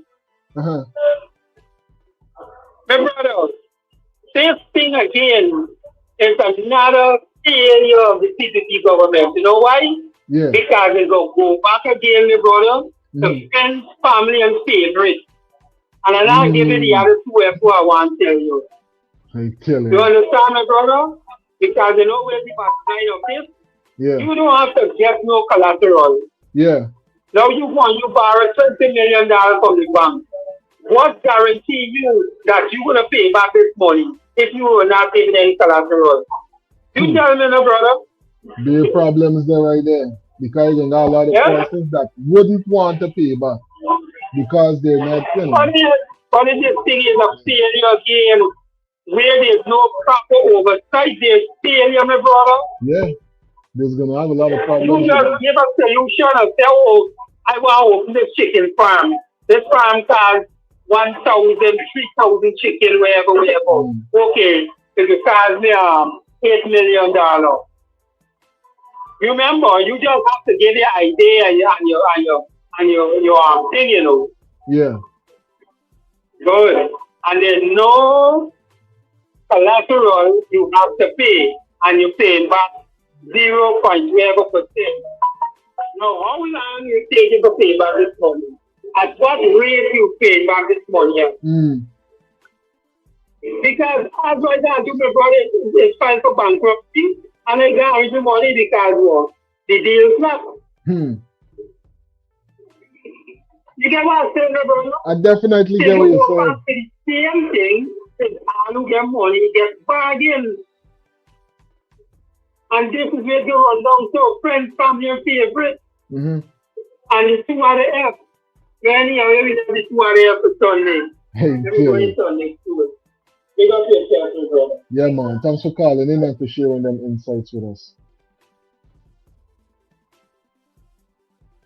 Big up to all the frequent travelers who definitely call in and drop the insights into the live so that we could really analyze and get some right thinking conversation, you know, because listen, this new bank is going to come with a lot of benefits, but if certain policies are not in place, it could have a lot of implications and a whole lot of problems eventually. And a number of persons are analyzing it, a number of persons are talking about it, and we're going to hear some more conversation now coming in from VPAC about what's really going on with this new development bank and some of the policies that are in place for it already. Because like we heard from the Attorney General and from the former finance minister, this policy and these procedures are more than likely going to become implemented because of the advantage in the parliament. Manipulated for their own gains. Correct. And by that suffer communities, not only individual communities. Correct. Because if they feel that the community is not given the kind of support they want, then they can hold the community ransom by spiting them. Correct. Withholding funds from them. Correct. Even though the ideas might be beneficial to the country. Correct. And that's why I say we need politicians in this country holistically thinking about Guyana and Guyanese and not their own personal agenda. Correct. I agree. I think that is where this country is suffering. I totally agree.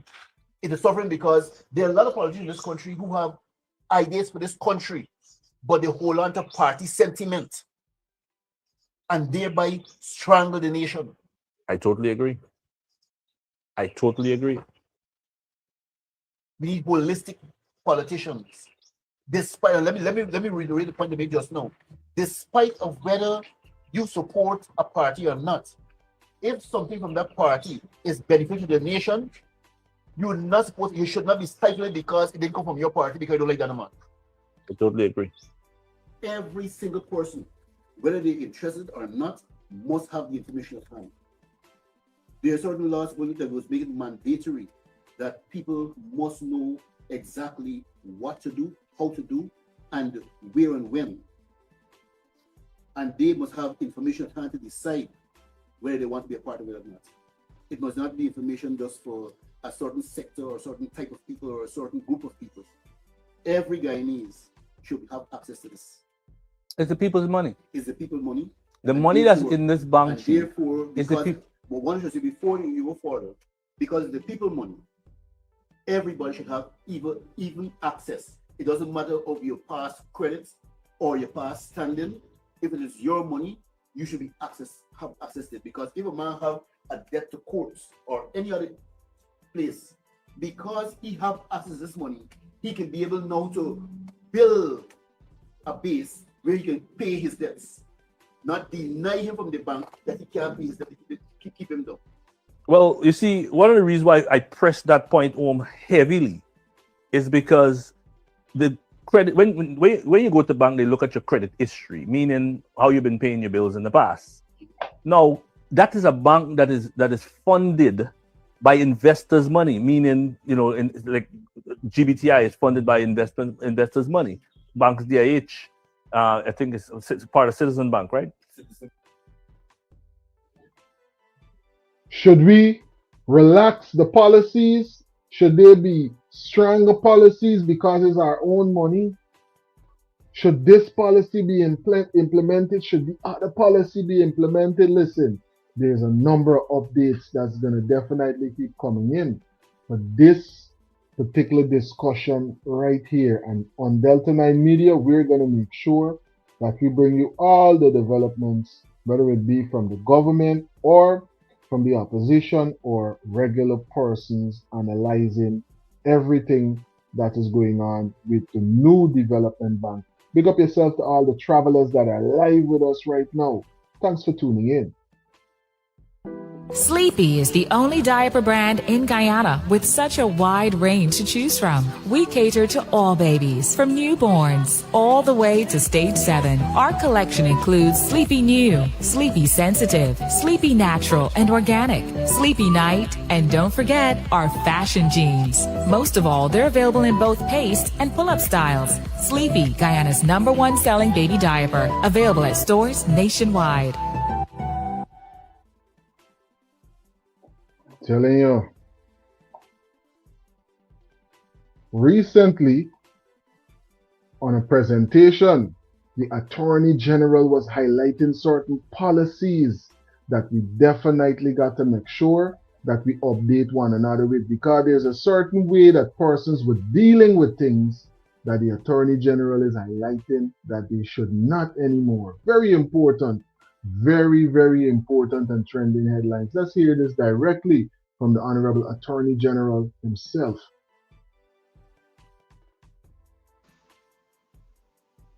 The law that provides for the issuance of tickets for traffic offenses,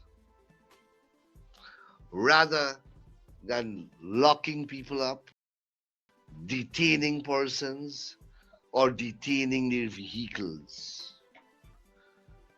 Many years ago, we amended our laws and we created a number of what is called ticketed offenses. And the whole purpose of creating those ticketed offenses was to permit the police to issue tickets to persons where, if the police believes that that person has committed an offense, and not to take away the person's driver's license and then or their insurance or other important documents and direct them to go to the police station and wait for hours, or detain their vehicles, or detain them in any form or fashion. It is to write that person a ticket, and if the person believes, if the person wants to pay guilty, the person can do that and pay the ticket, or to attend court and contest the ticket. And I have a list here of ticketed offenses. I can't read all.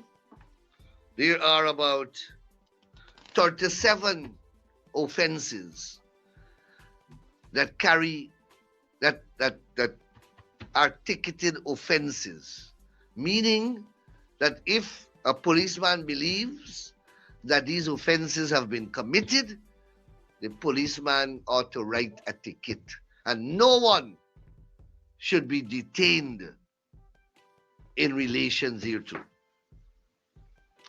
Driving an uncertified motor vehicle, ticketed offense. Driving motor vehicle without a driver's license. Failing to produce a driver's license. Refusing to give present address. Breaching conditions of provisional license. Exceeding speed limits. Permitting more than one trailer to be drawn. Failing to stop when required by a police in uniform, failing to equip vehicles with seat belts, failing to wear the seat belt, leaving the vehicle in a dangerous position, driving a motorcycle without safety helmet. And I can go on. I don't want to read the entire gamut of it. I have asked my personal assistant to send this list of offenses out to the press. And it has the fines or the tickets, fines next to it in a column. And it has a section under the Road Traffic Act or Road Traffic Regulation that creates this offense, these offenses.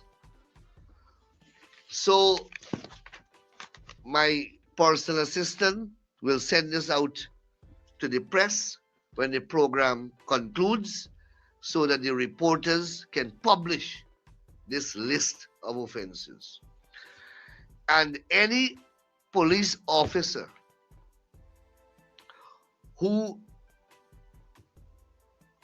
instead of issuing a ticket for any of these offenses, detains any person or detains their property, their motor vehicle, that policeman is liable to be sued.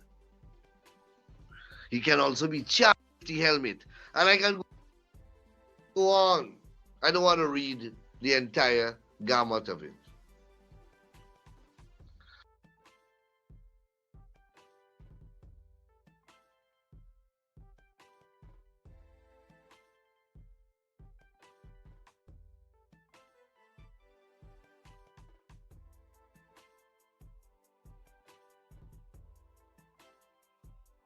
We're going to make sure we play this part right here one more time for emphasis so persons could understand the new developments and the things that are being highlighted by the Attorney General right now. I have asked my personal assistant to send this list of offenses out to the press. And it has the fines or the tickets, fines next to it in a column. And it has a section under the Road Traffic Act or Road Traffic Regulation that creates this offense, these offenses. So my personal assistant will send this out to the press when the program concludes so that the reporters can publish this list of offenses. And any police officer who,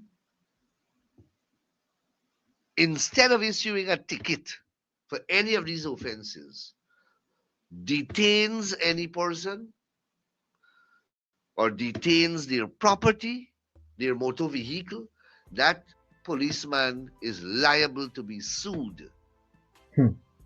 He can also be charged.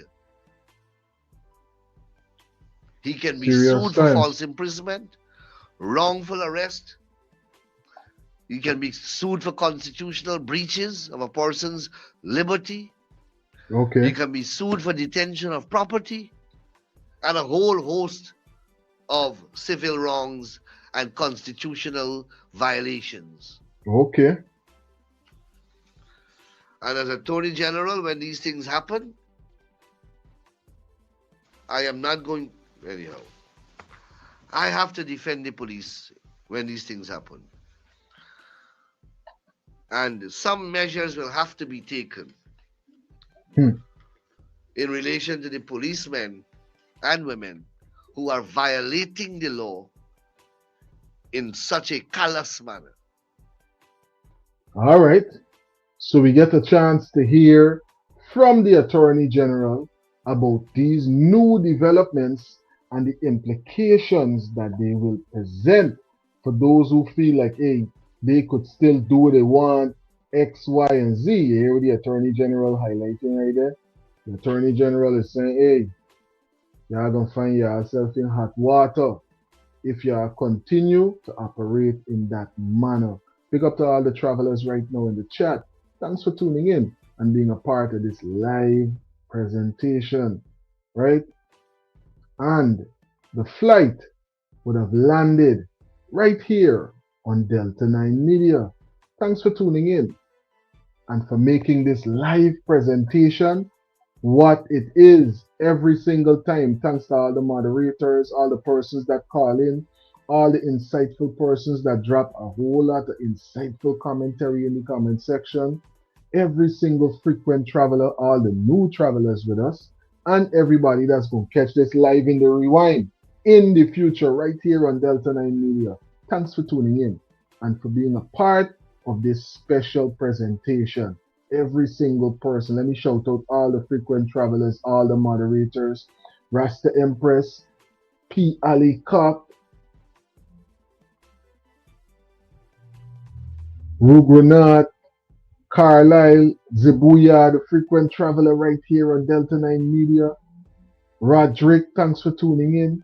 Every single person that's in the live now, everybody, make sure you are subscribed if you're not already subscribed, and we will catch you in another live presentation or in a pre-recorded video. Remember to drop your comments. We actually respond to the comments whenever you do so. Thanks again for all the support, and if you're looking for a way to support Delta 9 Media, I'm going to put this channel membership up so that persons can become a channel member. The barcode is at the top of the screen right now, scrolling right by the suitcases, or at the top of your screen as you can see it there as the images will change.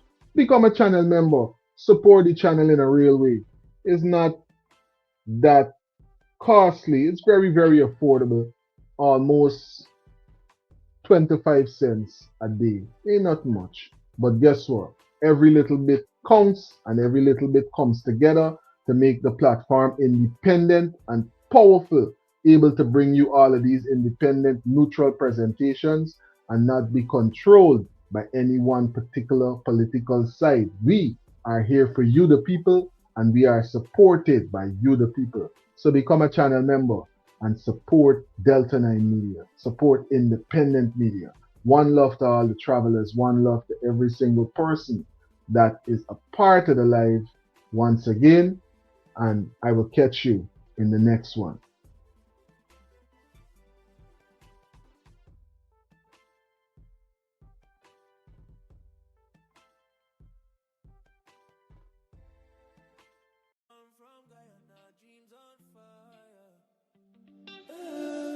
Stepped off the plane, so climb higher.